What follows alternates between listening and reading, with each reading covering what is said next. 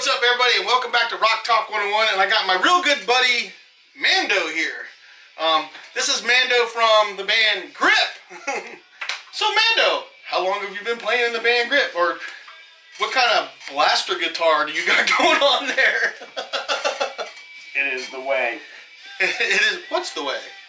It is the way. It is. Okay, he said it's the way, and he's got some guns, so I'm not messing with that. So.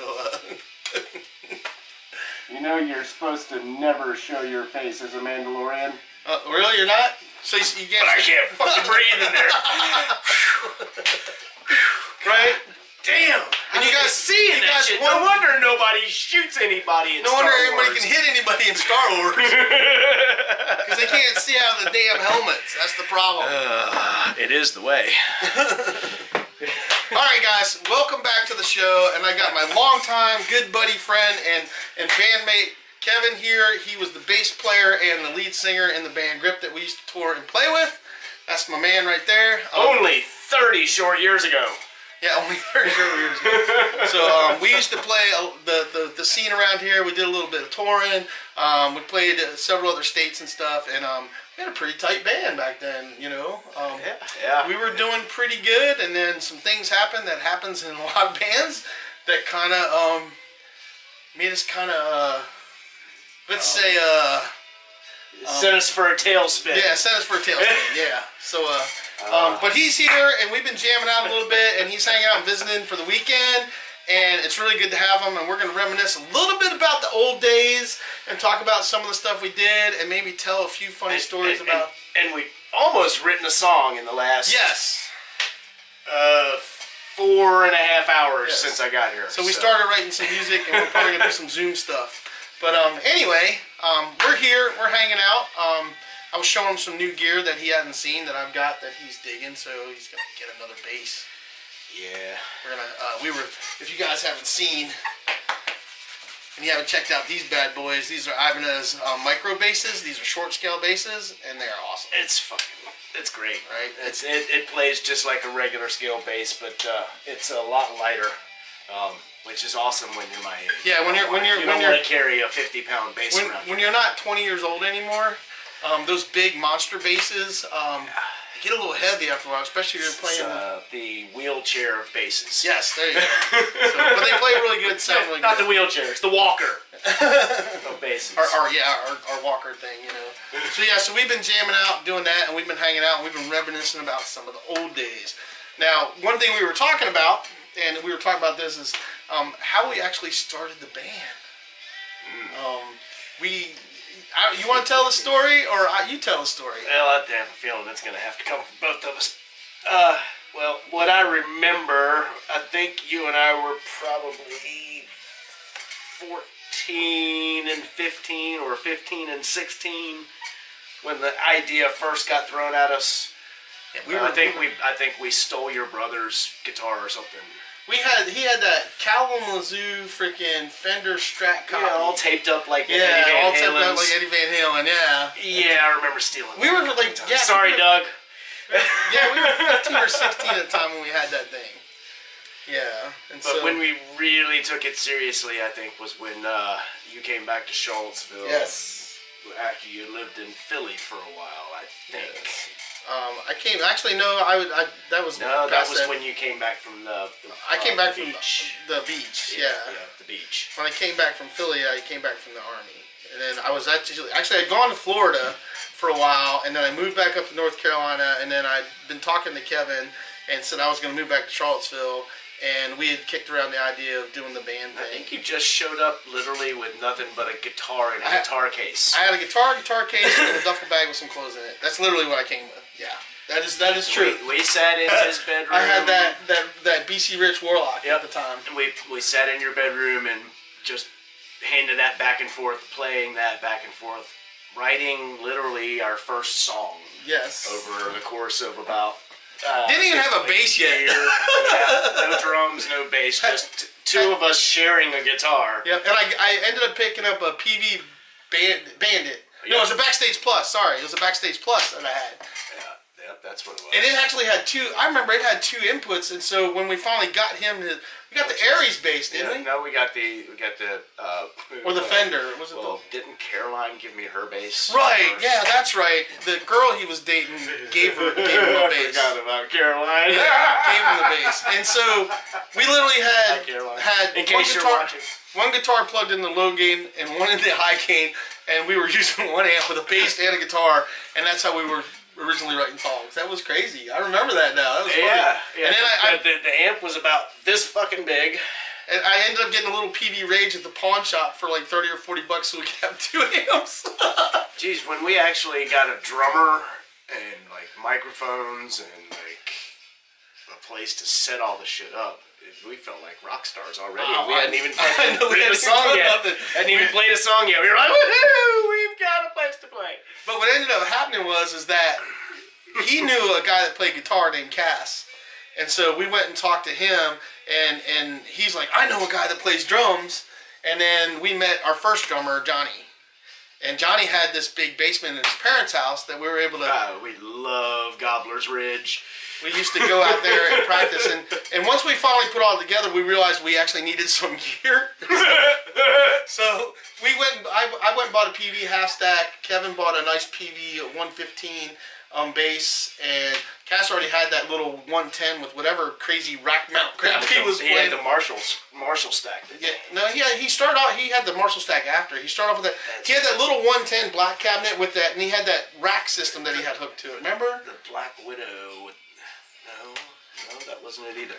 It's been 30 years. I can't remember. So, but he ended up getting a half stack after the Marshall half stack. But long story short, that was kind of like the whole start of it all. And then we started writing songs, and we sat there and wrote and wrote and wrote. And our first show, we didn't even have a singer because Kevin didn't want to sing at the time. I suck at singing. Well, we sent our singer to prison. So. Oh wait, no, that's a different. We'll get to that story. Rewind. Pause. Spoiler alert. Spoiler alert. The first singer we had, we did send him to prison. Edit. Hit the brakes. That's a whole other show. The first show we actually did though was at a friend of ours party up at in KK's garage. KK's garage, yeah. KK's garage. Hi, KK. KK's garage. Hey, KK. Yeah. She gave us our first show. Actually, we had fun. It was a good time. It was fucking great. Yeah, it was actually a good show. But we had no singer. It was all instrumental. And then we realized that we had enough songs and we needed a singer. So we did the whole tryout thing. Now, do you remember, before we got the singer that we threw in jail, but just so you understand, the reason why we sent him to jail is because you almost put us all in prison first. So we have to cover the bases of what's going on. Jeez, do you remember? This is going to be a terrible interview, Jeff. I know. So, hey, will you grab my drink over there? He ran off. He's going to get my drink. But the thing that happened was we started trying out singers, and we had written lyrics for the songs. We had the stuff ready, and we started getting the singers to come. Thanks, dude. We started getting the singers come in, and Kevin can tell you, the only thing we asked was just sing as yourself. Please don't try to sound like James Hetfield or Lane Staley or whatever. And the crazy thing was they would all come in and try to sing like somebody else, and so we were sick of it. Well, then this guy shows up. His name was Whit. That's all I know. That's all I remember. His name was Whit. Yeah, we don't remember Whit. And we put him in prison. Yeah. His name was Whit, and we put him in prison. That's he shows up. And I don't remember. We met him through Jennifer, who knew mutual friends, blah, blah. And this dude shows up, right? And he's got all this equipment. He's got all kinds of PA equipment. He's got equipment coming out of his wazoo. We're like, well, and he comes in, he starts singing. We're like, dude, this guy's a godsend. Yeah. And we've been looking for a PA system. And he's got a PA system with 3 speakers. Yeah. Oh, I've been looking for a bass cabinet. And he's got a bass cabinet in his back seat. Look at that. He kept showing up with all this gear. And he didn't have an actually a half bad voice. So no, not bad at all. Really. We decided we were going to use him as a singer. So once we finally decide you're going to be our singer, he says, well, hey guys, I got to go take a trip to Florida. Little beknownst to us, while he's in Florida, his girlfriend comes up and proceeds to tell us that all that equipment, okay, he's going back to the Boba Fett helmet, all that equipment that the dude's been bringing. Dude was stealing, he was robbing churches and stealing the fucking equipment and bringing it into our band room. From churches. From churches, man. Like, dude's robbing churches. Little old lady playing the organ shows up and her PV PA is missing. Yeah, because it was sitting in our band room. Well, to make a very long story short. Yeah, you need to. Let's just say the cops showed up to our band. Was it the cops or was it the feds? I think it was both. It was both. Because it became a federal case because of how much stuff he stole. Interstate. He had been traveling interstate, crossing state lines with all this stolen equipment. And it turns out when he went to Florida, he was robbing more churches while he was down there. That's what he went to do. We were young and stupid. We were in our young 20s and maybe 19, 20. Yeah. And usually high or drunk, I was and we didn't 21 give a or 22, so you were 21 or 22. But yeah, so long story short, we have the cops and the feds show up. We're dealing with them. Oh, and it gets better. The dude actually kidnapped his girlfriend when he came back and tried to kill her. With a pair of scissors. With a pair of scissors, yeah. That was the entertaining part, too. That's why he ultimately went to prison. Yeah. Let's put it this way. When the cops showed up, we were like, hi. Yeah. Why are you here in our band? Why are you here at our band room? It was a mess. Well, we need to check all the serial numbers on all this equipment right here. And I was like, really? Okay. So I'm sitting here looking at all the stuff that I know I paid for, going, okay, I know this shit's mine, so please check this first so I can get it out of your way. So make sure that you write down all your serial numbers on your gear that you paid for. Absolutely. And make sure that if some dude shows up with a gazillion things and he keeps showing up with more and more stuff all the time, you might want to check out if anything's getting burglarized in the neighborhood. Don't go. Yeah, equipment. Don't go, this is awesome equipment. Go, hey fellas, we want to make sure things aren't getting robbed in the neighborhood. Because yeah, it was nuts, dude. It was crazy. But dude ended up going to prison. We all almost went to prison, but we cooperated. Yeah. We were like, yeah, check it all. Yeah, this is the guy right here. Right over here. Yeah, and we're like, no, we didn't steal nothing. And that was the night that he... Yeah, same night. Edit that out. Yeah. Names. Hey, so that's the night he snatched his girlfriend, and it was a big mess. And long story short, he ended up going to prison for 17 years. Was it 17? Yeah, he got 17 years. Because I went to all the court dates with his girlfriend. Technically, that means he's out and walking around somewhere. If I see him, I'm going to kick his ass. Yeah, so... if you're out there. We owe you one, bitch. For putting us through that crap? Yeah, no, dude, your ass would be grass would be the lawnmower. But so let's move on, because that was like our starting. That's what happened like in the beginning. Can you imagine that? All right, so and somehow we went from that to we've got a show on Friday.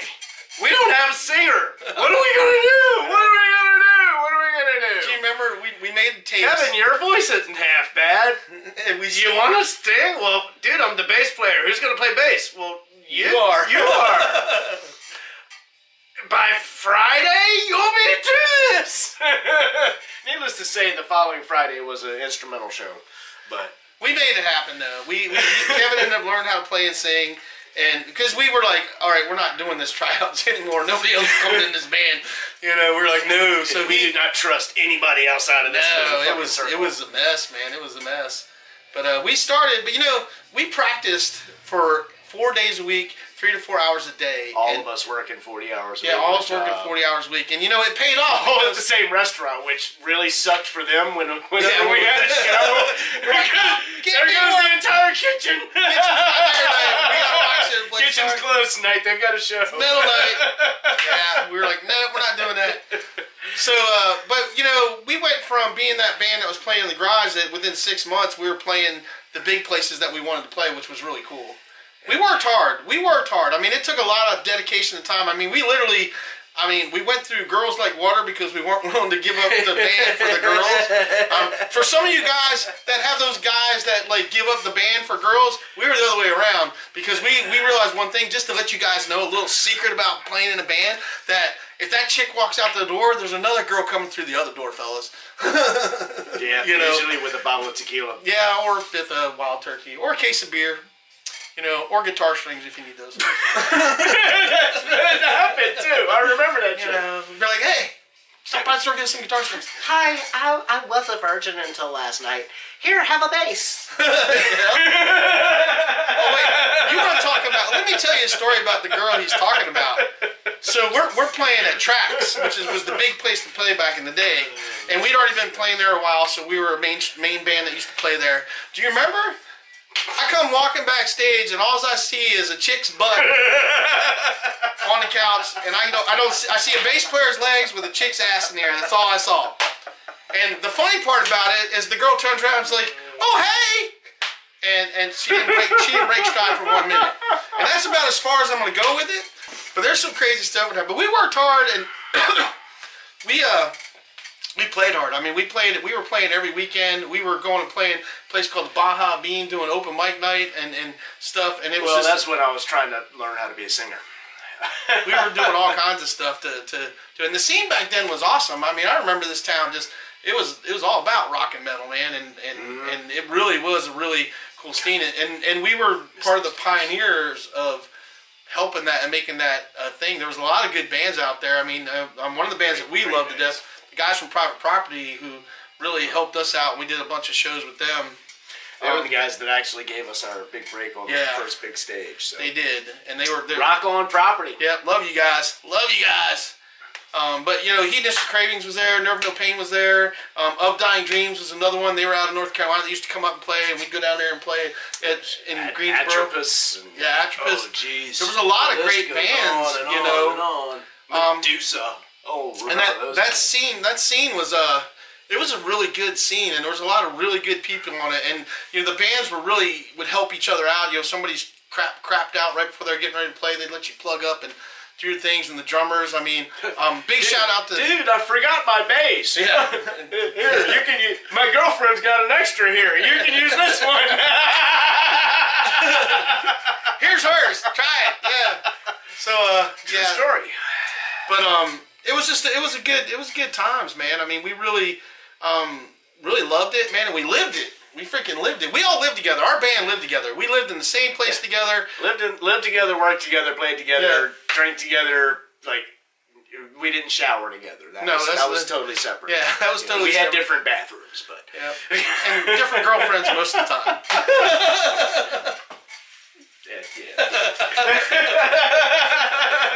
But back to the helmet.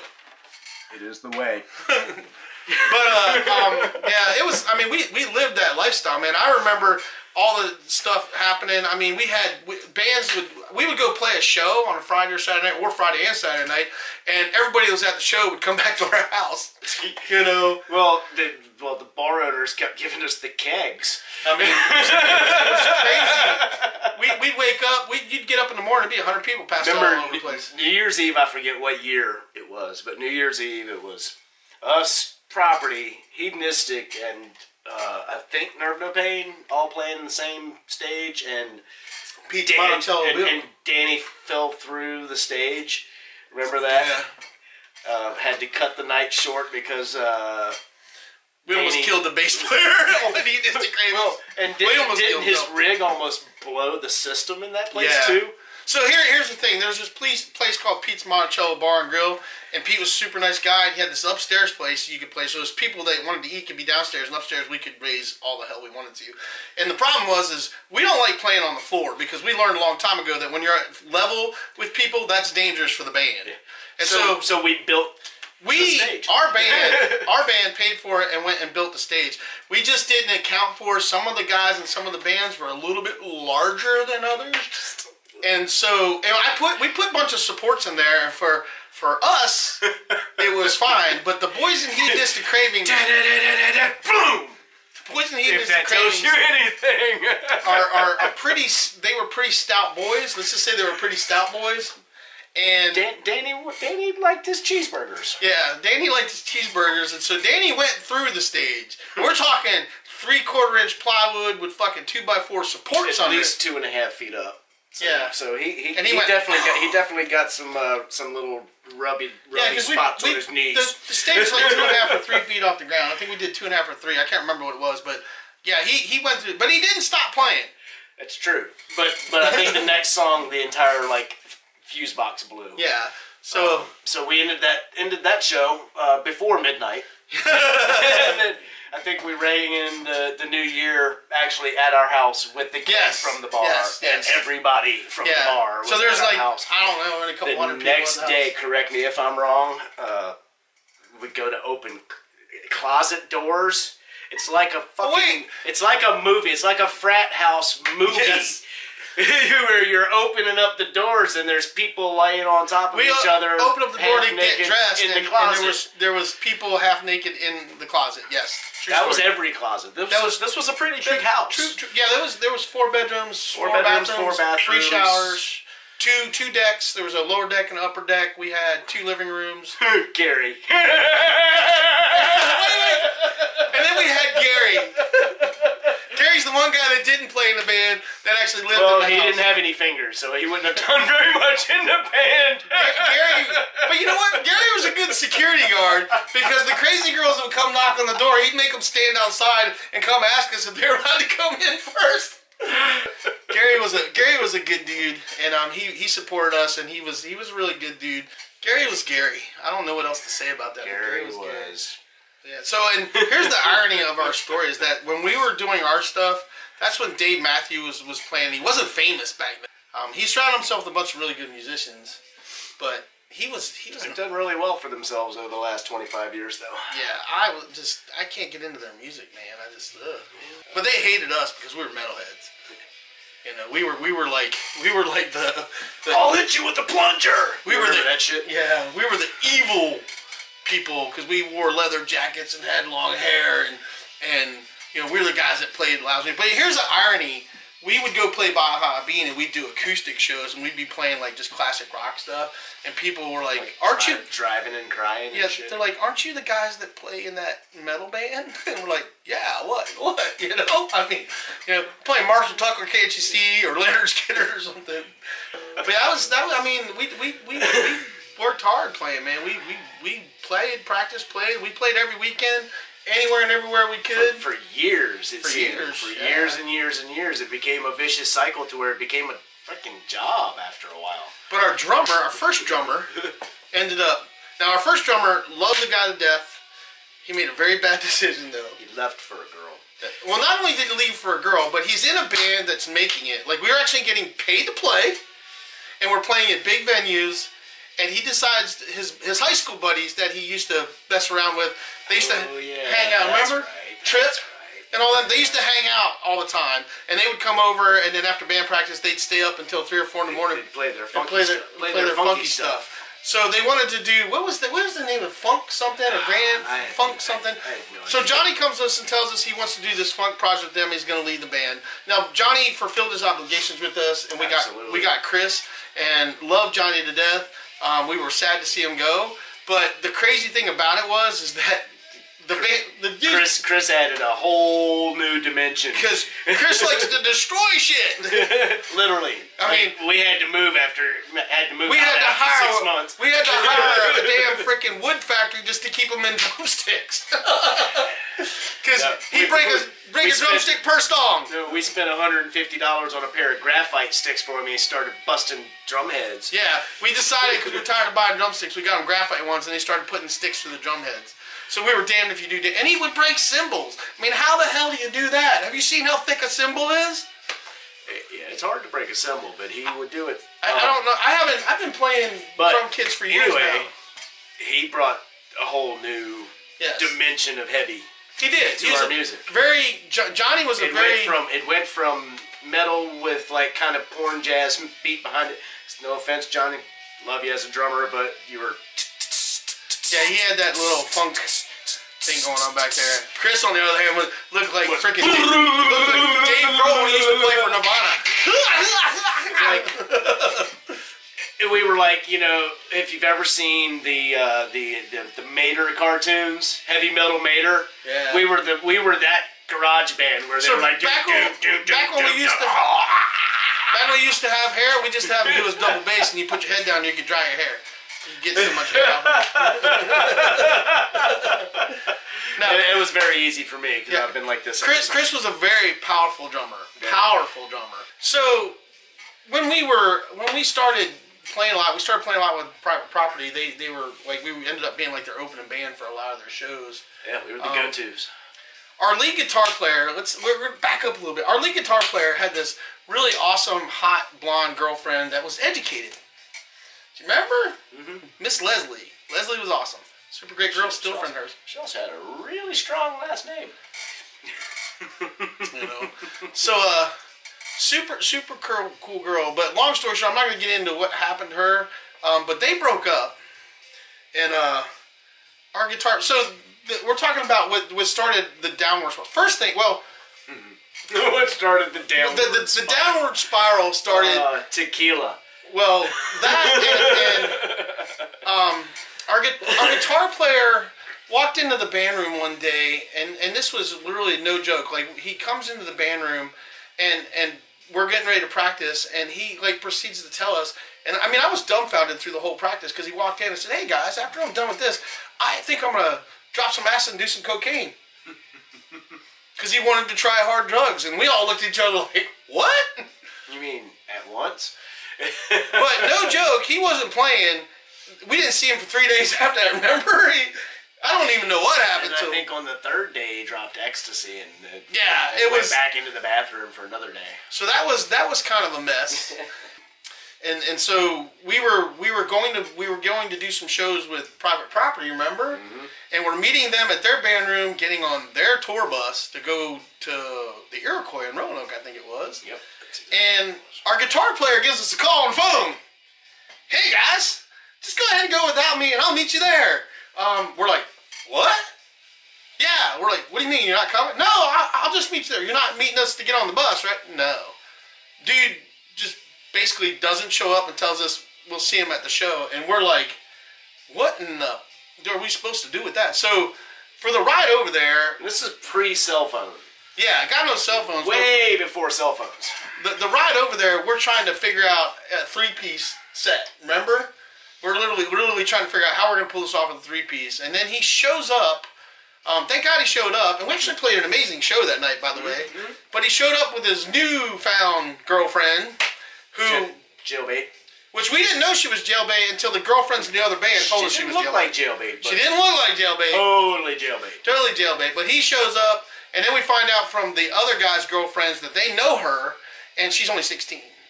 Who was it that? All right, so back in the day, people would jump up on the stage and stage dive, and normally if it's somebody we knew, it was okay. If somebody didn't know, we'd kick them or trip on. Because you don't want them knocking over your crap. And I never really. Unless she was hot.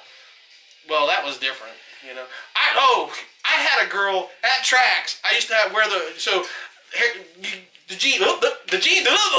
jeans that you had, you got the little tears in and stuff. I had a pair of jeans on that had the rips in the knees, and I climbed out on the speaker at tracks. You remember that? And the girl grabbed a hold of my leg, and she wouldn't let go, and I kept telling her to let go because I could go step on my pedal, and I go to step back, and she ripped half my jeans off. And so now I went from having one leg that had pants on it to I got one leg that's got shorts on it. Started a trend. The following week, everybody we saw on the street had one jean leg and one ripped off. Yeah, it was crazy, but yeah, she kept that thing. That was I was like, oh my God. And the girl I was dating at the time was pissed. Let's talk about being young guys in a band and getting tattoos but not having any money. So we had yeah. See this right here? See this tattoo right here? This dragon snake looking thing? Yeah, that one there, and he's got a few others. All of mine are. And I have one on my back of my shoulder too that he did. You remember the one that he did on Mark's shin? Oh yeah. So back in the day, one of our buddies, Vince, he was a super good friend of ours. We should tell the hairdresser story at the Concrete Blonde sort of thing too. Remember that? You can tell. Yeah, that was funny. That was funny as crap. So that's a funny story. Our friend. Vince lived with another guy, and what was his name again? Robert. Yeah, Robert. Bird. We all called him Bird. Bird did tattoos, but Bird made his own tattoo machines, and he made them out of whatever he could find. It wasn't like a real tattoo machine, and the irony of it is, Bird liked to use guitar strings that he would wind and twist to make them stiff. And then he would use those as needles. So Bird, for us giving him guitar strings that he could use as tattoo needles, gave us tattoos. And of course, back then, you played in a metal band and you wanted tattoos. You had to have stage presence. But we didn't have any money. Yeah. So we were fucking musicians in the 90s. Yeah. Of course, we didn't have any fucking money. and we still don't have money today. Because we're still musicians. That's the problem. So if you think you're going to make a lot of money in this business, man, good luck. Because if you got to do it for you love it, not because you're going to get paid to do it. Yeah, if you're doing it for money, don't do it. But the funny story about it is Bird, you know, you go to most tattoo shops and they don't want you to drink. Well, Bird wanted you to come over there and drink as much as you want. Not only did he want you to drink, but he wanted to drink too. He wanted you to bring him something to drink. Oh, whoops. But back in the day, we didn't care. We just wanted some ink. Yep. I don't even know. I don't even remember. I'll cover that up. I don't even remember what he used for ink. All I remember is that he used to regular Indian ink. Oh yeah, but I remember him using my guitar string off of my guitar to do my tattoo. That is true, and it's a motor from a cassette tape recorder, a pin top, and like some other tube. Yeah, but he could go fast for a guy that was doing that stuff. Single needle, and he could go to town. Single needle filling like that kind of stuff right there. Yeah. That took about what, 6 hours of me trying to punch him in the head. Yeah, I got 2 from him. He got several. Like everybody got tattooed by him. That was like shit hurt. That was just like what we went in. And Bird's last thing he liked to do, he called it setting the ink. You remember that? After he's done, he liked to slap the piss out of your arm. You know, and that was part of the deal. Get smacked. And I don't recommend you doing that. So any of you guys out there that are young musicians watching this, go to a professional shop and pay the money. Trust me, you'll be worth it. I've had the ones that he's done redone, reworked. I still have all of my original work, and it's, so I just, you know, yeah, it's part of my flesh now. But Bird was a good dude. God, he was a character. He's a big guy though too. Yeah. But he could do sound. Yep. He was a good sound guy. Lights too. Yeah, he was a good guy. I remember us security. I remember us telling the guy that was running, like 6'10". Yeah, 380 pounds.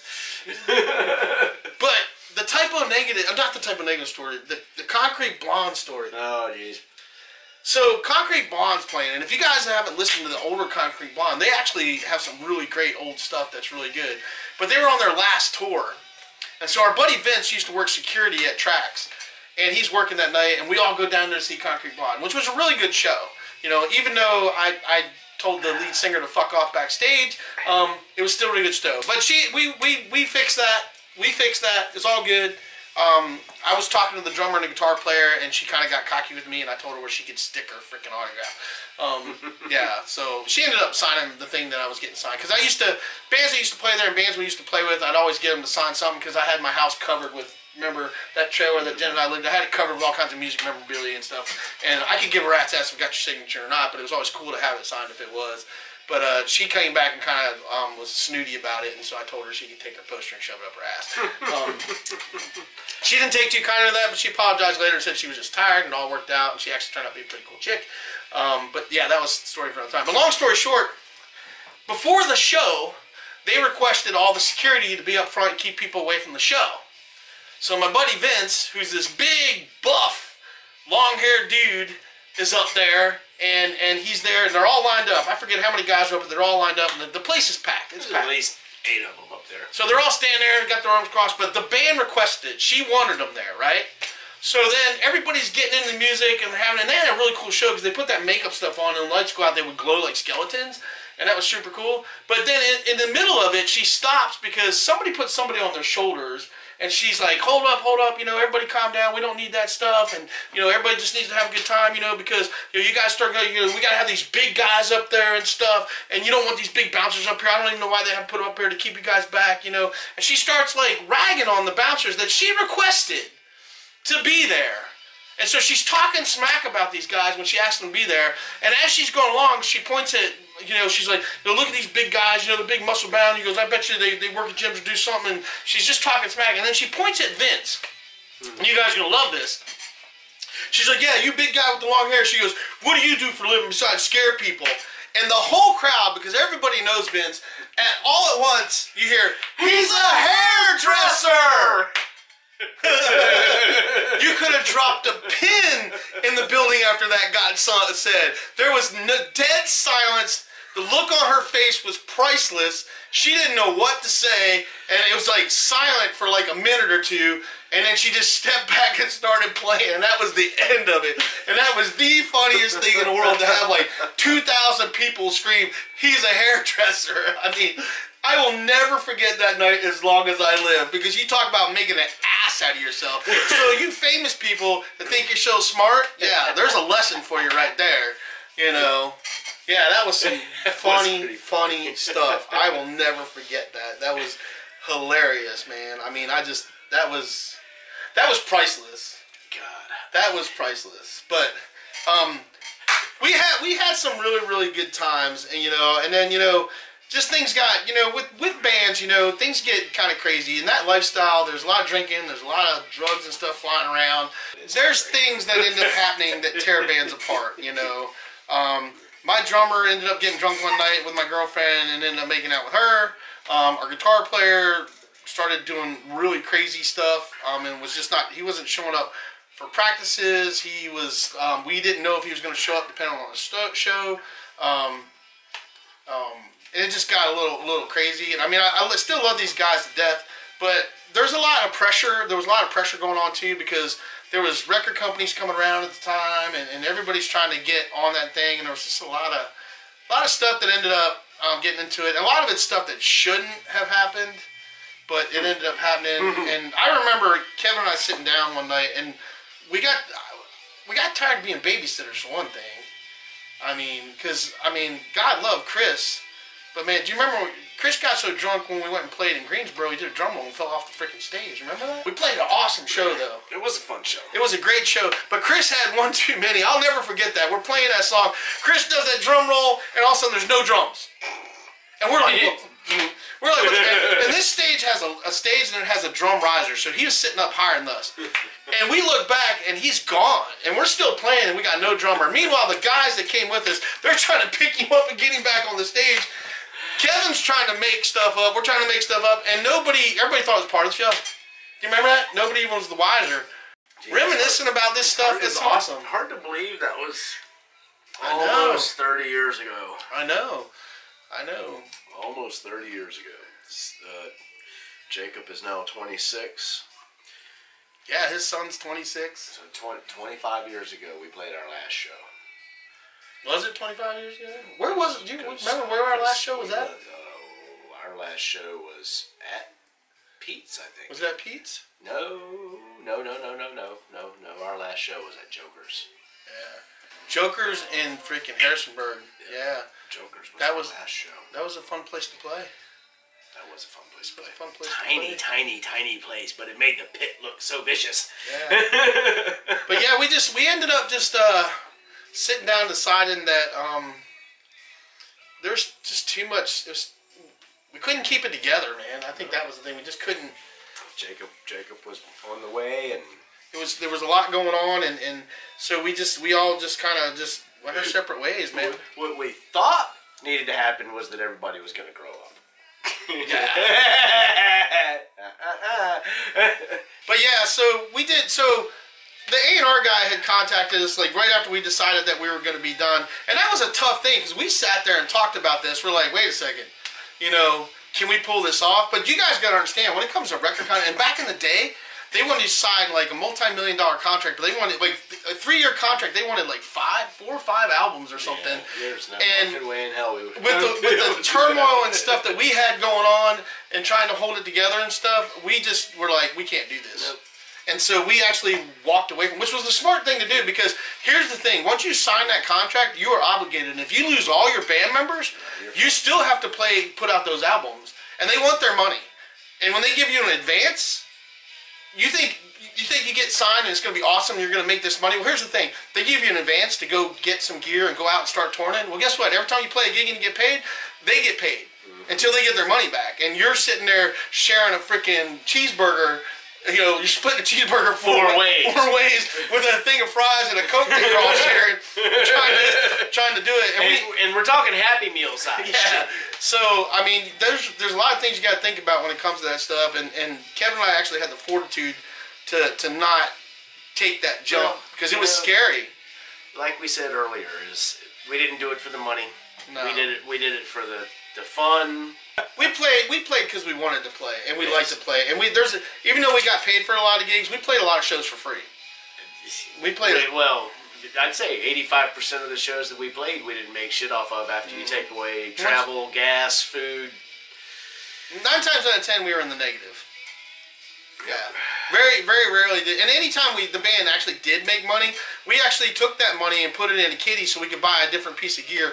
Or when Chris came along, it was just to keep the drums with drumsticks. We literally had to pay for drumsticks and drum heads and cymbals for him all the time.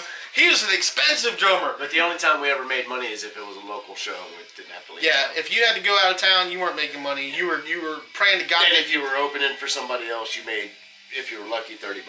Yeah, you were $30 4 ways. That's not even half of a sub. Well, and ironically, a lot of times we gave that money to the guys that came and helped us lug our shit in and out. You know, we bought them cigarettes and shit and stuff. We were lucky. The only thing we were lucky to get is if they gave us a case of beer for free while we were playing. And an apple or something. You know, I mean, usually the bar would feed us. Which, you know, we lived off of bar food and beer. Yes, we did. For about like 6 years. Yeah, bar food and beer, man. Bar food and beer. It was we got skinny. We weren't big guys back then.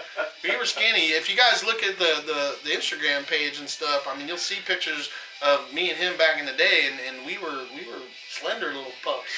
Well, we were also young pups too. Yeah, we were young. Yeah. So I'll have to throw up a picture of. Here's the picture of the band. Yeah, there you go. So yeah, so that's what we used to look like. Yeah, but it was still good times. You know, the best thing about it is we look back all these years later, and the funny thing with me and Kevin is that we've actually sat down and talked about how we want to rewrite some of our original songs and actually release it back out on an album, because back then do you remember we had a little 4-track cassette tape recorder? Yep. And we literally took that thing and we hung some microphones in the band room and made our tape that we were handing out to everybody. And that tape, remember, you could only, we got it and then you had the little... If anybody has a copy of that tape... I know, we would like to have that. I want a copy of that tape, Mark Rogers. Yeah, Mark. Because if you still have a copy... Because if anybody in this world has a copy of that tape, it's fucking you and you know it. Yeah, exactly. But I remember that. We recorded that thing and so we... Back then, the only way you could make copies, you had the little boombox that had had 2 tape decks, and one was record and one you could play on. Yeah. And we literally sat there. We would sit there after band practice, or before band practice, when people would sit around, and each one of us take turns making tapes, and we'd throw them in a pile, and we'd write "grip" on it, and then you just give it to people. You know. And we did the poor man's copyright. We basically took one of those tapes, put it in an envelope, sent it to ourselves, and don't open it. Yep. Because it's postmarked with a date. Yep, and that's how you protected your music back then. Now there's all kinds of different ways to do it. Now there was a lot of. We probably got a whole bunch more stories, but this has been a long video. I have a thinking this is going to be in a 2-parter because it's been so long. Lots of editing. Yeah, lots of editing. Because some of the things that we popped off here, I don't think I can put on this channel. It's like you'll be listening through this and you're gonna hear the chicken go a whole lot. When you hear that, you know it's something you probably shouldn't be talking about. Look for the blooper reel at the end. Yeah. If you want to see all the nasty shit that we cut out, I'll put the blooper reel on the end. Blooper reel will be the secret track. You have to wait like 30 seconds after this video ends. Yeah. It's cool to reminisce about that stuff. So, I mean, for you guys that are starting out, and even you guys are out there now, you know, hopefully some of this stuff, some of it, it's funny and all, but hopefully some of it rings true, and you guys can learn from some of the craziness that some of us guys back in the day were building these platforms to make it happen. Because back then, man, you had to get out and gig. You didn't have the internet. You didn't have all this social media stuff to get your name out there. We used to go make hundreds of flyers every week and go staple them up all over the place and give them to everybody. It was all about word of mouth and handing out flyers. I remember we had every week, because we would play on a Friday or Saturday, so every week before that show, my girlfriend, we would sit in the band room or at the house, and we'd come up with designs, and whoever was playing with us, and we'd put it all, and we'd sticky tape and we would take whatever we could and create No stuff. car window or telephone pole was safe. Yeah, and then she would take it and make copies of it, and then we'd go out and put it on every car, every telephone pole, plaster it all over town, and that's how you got people to come to your show. That was social media back then. It was, It really was. But we literally wrote our own stuff and played our own stuff and made it on our own stuff, which was awesome because I never forget the day where I was looking out in the crowd and people were singing our songs back. Best feeling in the world. I don't care. Scott Dunn. I want to hear Yokes of the Heart. Yeah. All right, metal. Yeah, it was. I bet you he's got a copy of the fucking tape. Oh yeah. We need to. So here's a request to all you guys that used to come see us back in the day. Anybody that has an old tape or an old recording of us playing at tracks or something like that, please get in contact with us so we can get a copy of that, because Kevin and I have sat down and decided we're going to rewrite the songs and we're actually going to release an album. We might not be able to use the Grip name anymore because somebody else has already got it now. Oh, I'm sure. But we have to come up with something. We want to re-record some of the songs. We actually spent several hours tonight going through some stuff. God, there's a lot of stuff we got to reteach ourselves. There's like 2 songs that we could both play pretty much completely. And the rest, except for the one we wrote tonight. Yeah, that was all different deal.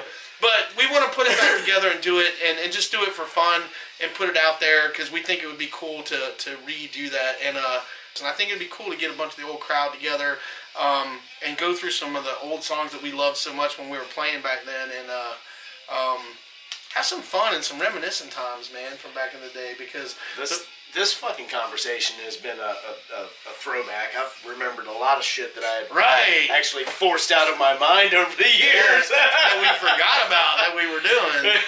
You know, you're just like, what the heck was all that about, man? There's so many great memories from that time, though. No matter how crazy it was, a lot of really good memories from that time. And yeah, holy cow, that's crazy. So anyway, I think we're gonna cut this. It's been a long chit chat. Really great to have my buddy Kevin here. We've been friends since we were little kids. It's amazing to think that God, how many years ago did we meet? We were just little kids. He lived on a hill above me. I lived below me, and the fact that we ended up 11 and 12 going and doing that, yeah, I think that's what it was. I think I was 12 when we met, and 12 when we met. 12 and 13 when you beat my ass in the field. Oh my God! Friends you ever had since. to go. Yeah, I was a dick for a moment. The strongest friendships are built on battles. Yeah, so yeah, he just had to throw that in at the end. But anyway, I hope you guys enjoyed this interview. I hope you guys like our crazy stories. We're gonna have more of them. I'm gonna start doing tales from the road or stories from the road, little videos and stuff, and start talking about some of the crazy stuff that we did and done and everything, and make sure that I don't incriminate anybody on some of the stories. Gotta be careful about some of the stuff I say. Gotta do some editing, especially on this video. But if you guys can do me a favor, I mean, I really hope you guys are starting to like this channel. Hit that like button, subscribe button, ding dong button, all that good stuff. Hopefully we've got some more good content coming. Smash it. Smash it. Yeah, smash it. Got some other guys from back in the day. The boys from Private Property hopefully are going to be on. Can't wait to interview them. A real good friend of ours that manages bands that actually used to date our guitar player back in the day. She's going to be on as well. She stayed pretty hot. Yeah, she's super cool girl. She aged very well, unlike us. Yeah, I got ugly. I was ugly then. I just had long hair and could play guitar. You know? I got bald. So he was already bald. He was still getting it.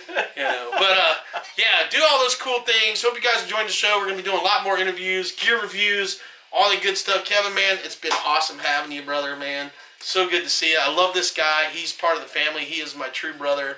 And hopefully we can get this some music recorded and put out some of the old stuff that we were doing back there. I think that would be really cool.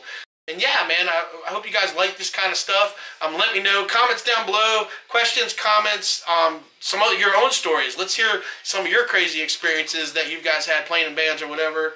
One real quick shout out.